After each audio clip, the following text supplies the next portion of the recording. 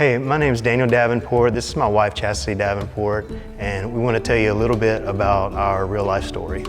So we moved here in June of last year, and we don't have any family or friends local to Austin, and so we were actively seeking out connection and community and friends for our two teenagers. We have two boys, Michael and Sam.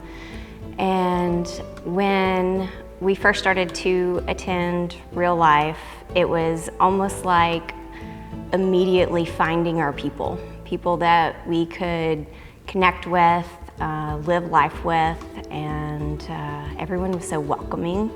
I even still remember the first time walking in and someone saying, "Welcome home." It just felt right.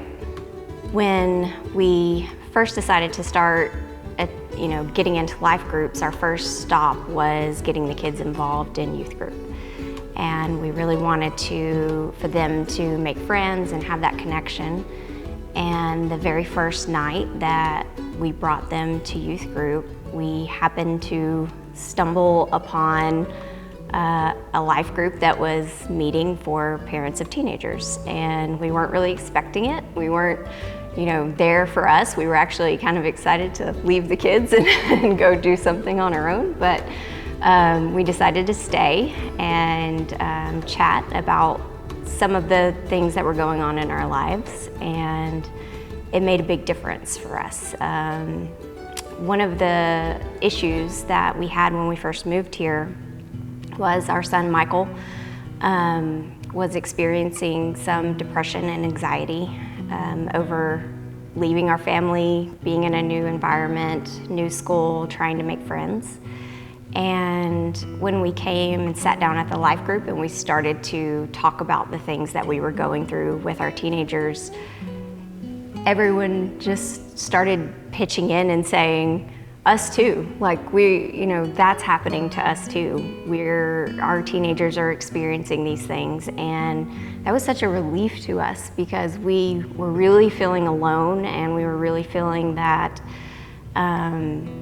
these type of things that he was going through were abnormal. And to be in a group of people that were saying, "That's normal and it's gonna be okay and we're here to support you," was an incredible relief for us.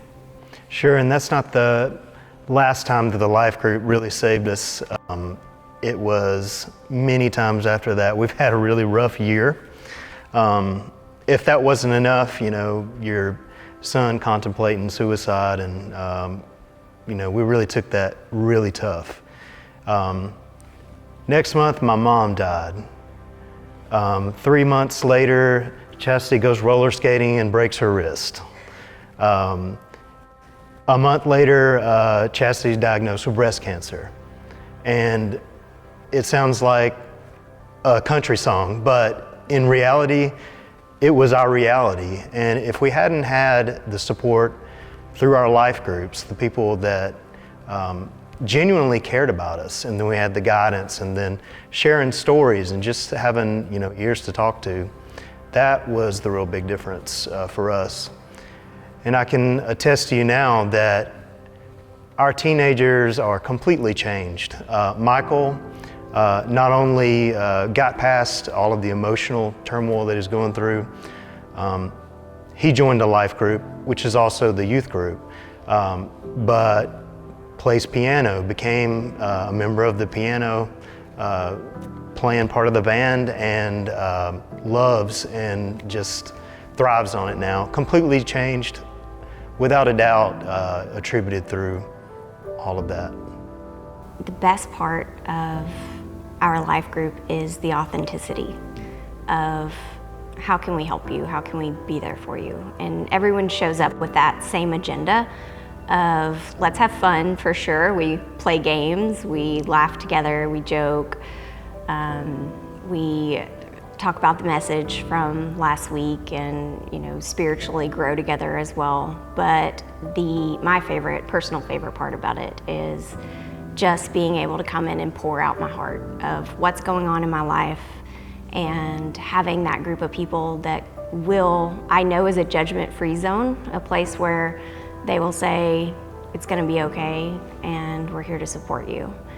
One of the things, when I was diagnosed with breast cancer in March, I had to go through, I'd say, over 50 doctor appointments, 2 surgeries, 30 rounds of radiation, and through all of that, I never had to worry about a meal.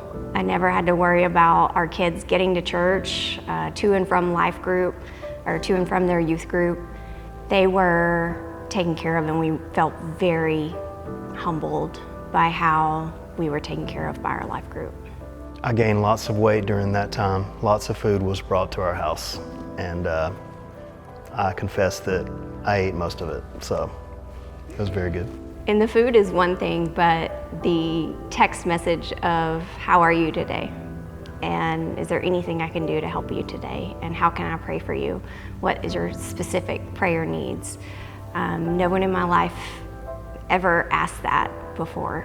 And so to have someone say, like, what's radiation doing to your body today that I can pray for you? Or, how are you healing from surgery? What's a part that's hurting? Is there something specific I can pray for?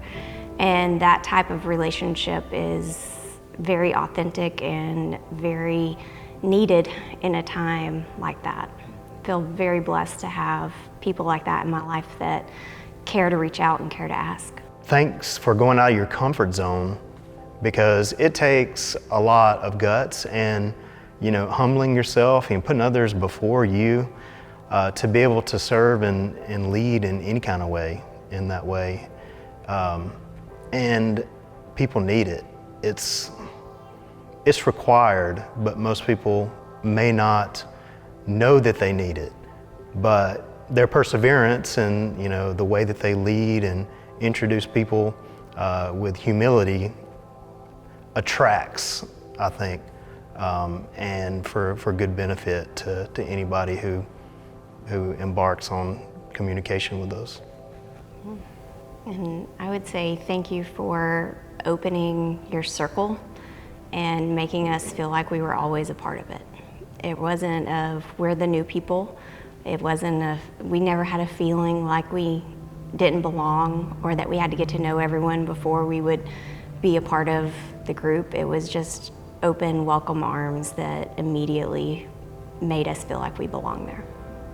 Everybody needs it. I can't do this on an island.